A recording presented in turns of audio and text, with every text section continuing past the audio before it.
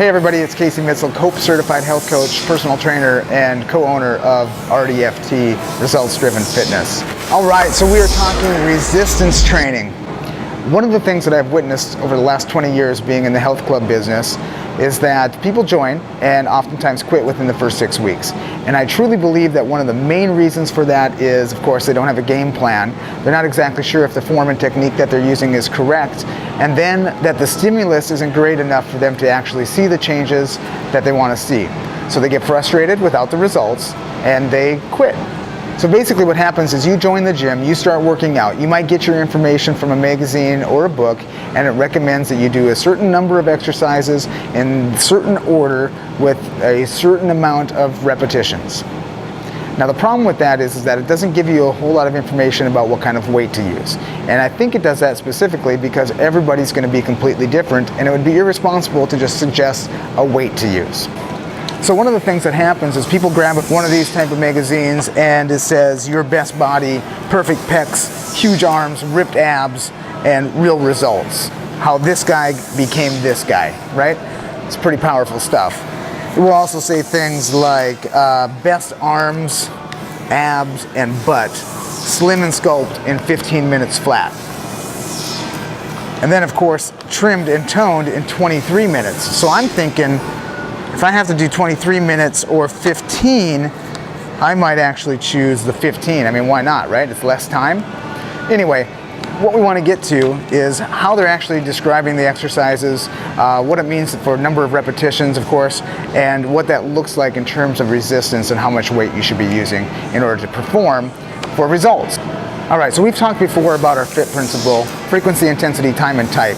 And we'll get a little bit more into that and how you can put together your routine based on those principles. But as we dig into this magazine right here and we see our first circuit of exercises and how they should be performed, the thing I do like about this is it just says do as many reps as you can in 30 seconds. And then what that's going to allow you to do is also have a progressive pattern where one day you might be able to get 15 push-ups or pencil squats or tap-ups, and then the next week you might be able to get 16 and 17 and so on and so forth.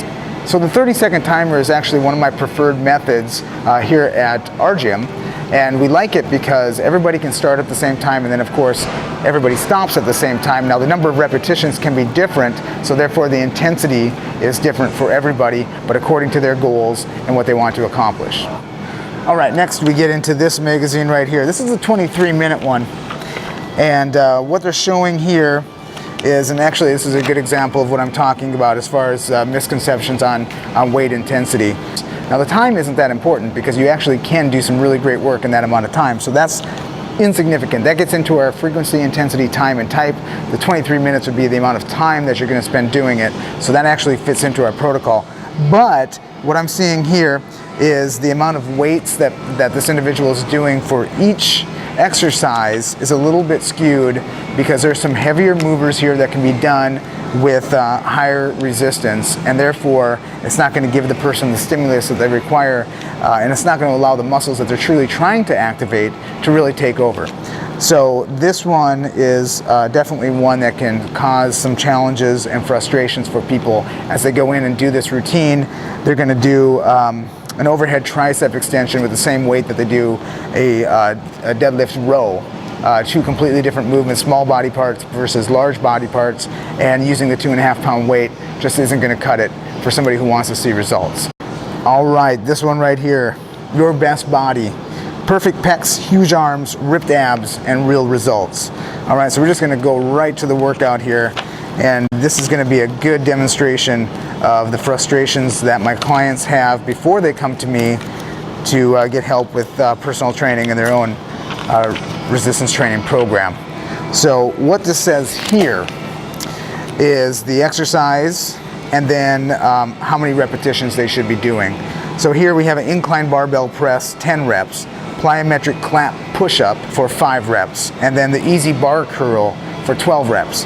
Now, what it doesn't do is it doesn't tell us how much weight we should actually use. So I'm going to show you a demonstration on the machines that actually will highlight what I'm really talking about here. All right, okay, good, perfect pecs. Time to get my workout in. All right, looks like I need to do 12 repetitions of chest press. Well, that's easy enough.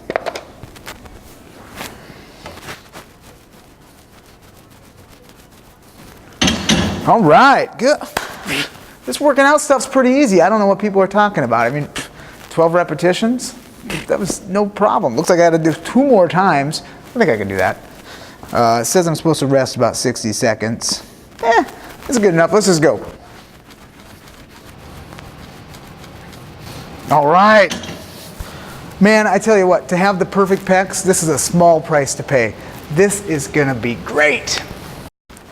All right, now, the problem with this is, again, most people coming in for fear of either not having their form down or their technique or not knowing exactly how much weight to use will generally be conservative in the weight. And if you're a novice, then you definitely should be conservative with your weight until you get comfortable with the movements and you're doing it safely. But you still want to create a little bit of stimulus so that your body knows what you're trying to do. So basically this weight right here is not enough for me to perform 12 repetitions. So what I'm looking for when I accomplish my 12 to 15 reps with my clients is that we're shooting for a high end of 15, that we can't get any more. With that weight I could have done probably 30, 40, 50, maybe 100 repetitions at that particular weight.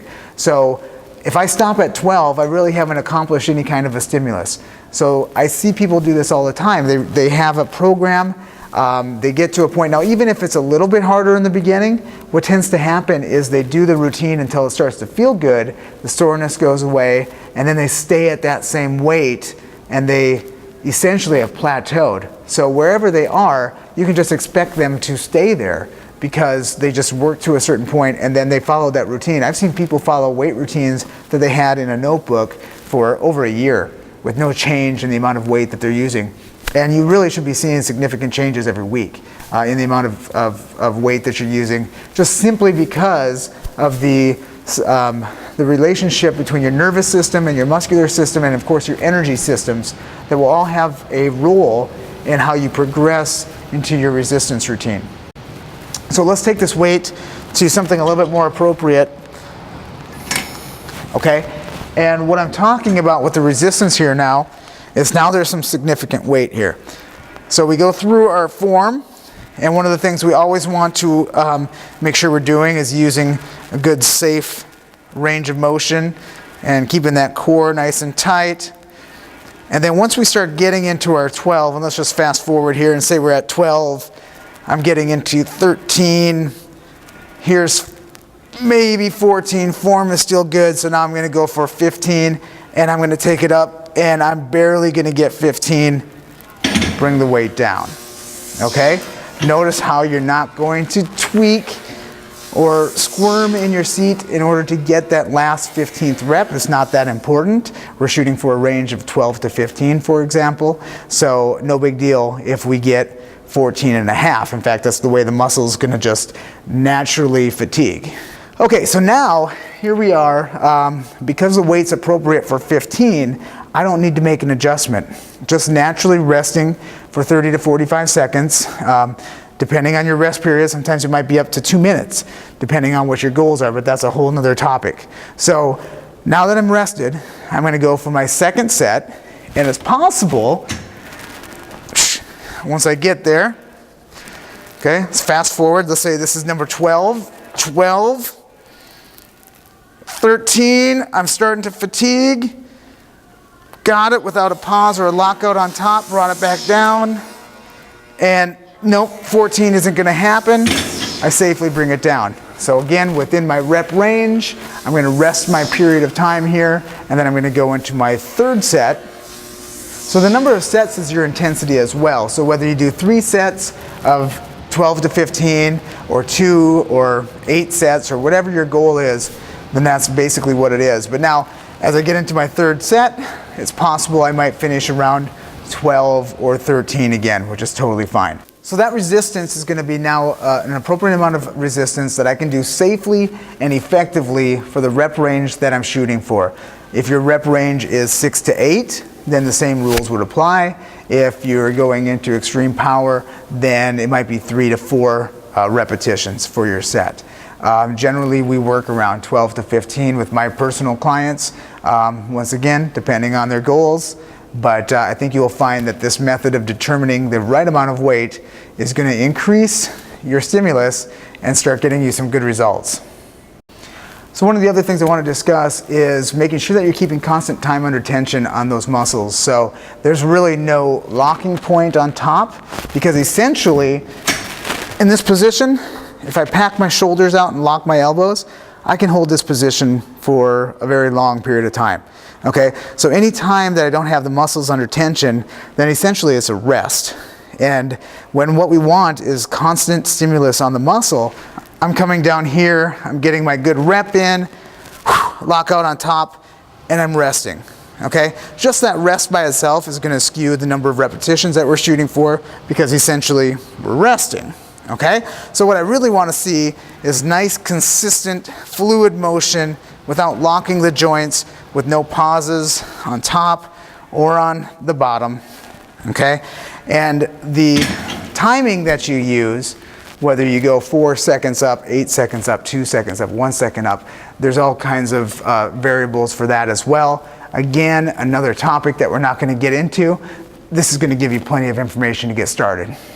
So who's going to benefit the most from this heavy resistance training? And ironically, it's the gals. I mean, what I've found is that ladies who are lifting heavier weights and doing a well-rounded routine are very pleased and happy with their overall results, their ability to maintain their weight loss, to increase their shape and their appearance. And it's really critical for people who want to see those type of body composition changes, that they incorporate resistance training that's going to have the appropriate amount of intensity. Guys, we already know if you're trying to put on some muscle size that you're going to want to go with heavier weights done safely and efficiently. So hopefully you got some great information that you can take with you to your workout tomorrow. Start implementing it right away. Increase the appropriate amount of intensity for your workouts. See how that feels in the next couple of days, and then of course keeping track of your progressions so that you can stay ahead of any plateau and see the maximum amount of results for your efforts wherever you do your resistance training.